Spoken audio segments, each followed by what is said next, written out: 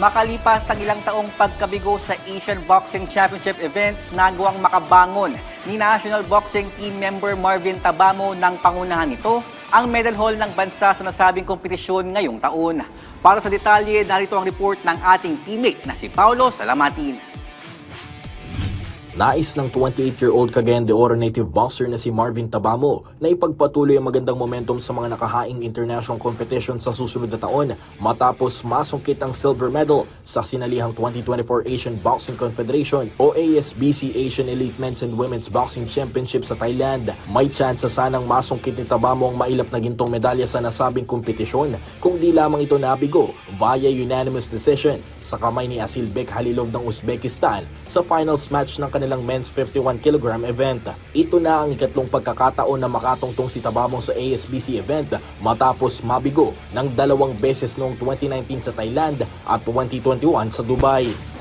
Kahit ako hindi pa rin po makapaniwala na umabot talaga ako ng final dahil 2 beses po akong naglaro ng ASBC pero hindi po tayo pinalad, hindi po tayo nakakuha ng medal kagaya nito. Ngayon po kasi nakapag-silver tayo kaya malaking bagay po talaga at nag-improve sa performance ko this ASBC dito sa Thailand. Nakabawi po ako. Isa si Tabamo sa mga maituturing na senior member ng national team matapos mapabilang sa koponan noong taong 2014. Ngunit magmula noon ay hindi pa siya nakakatungtong sa ilang mga major tournaments tulad ng Southeast Asian Games at Asian Games. Ani Tabamo, gamit ang napanalo ng pilak na medalya sa ASBC, mas lalo pa nitong pagsusumikapang makapasok sa mga isinasagawang elimination matches sa kanilang koponan.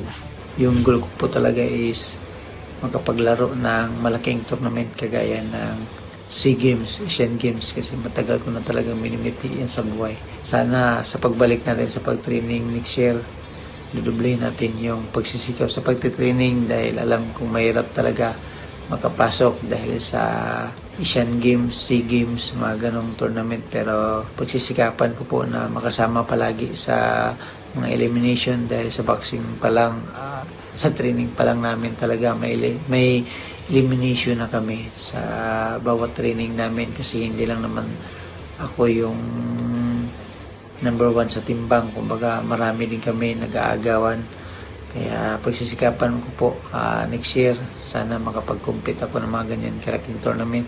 Sa ngayon, pahinga na muna si Tabamo kasama ang buong Philippine boxing team bago bumalik sa intensive training sa susunod na taon para paghandaan ang mga nakatakdang salihang major tournaments ng koponan. Paulo Salamatin para sa Pambansang TV sa Bagong Pilipinas.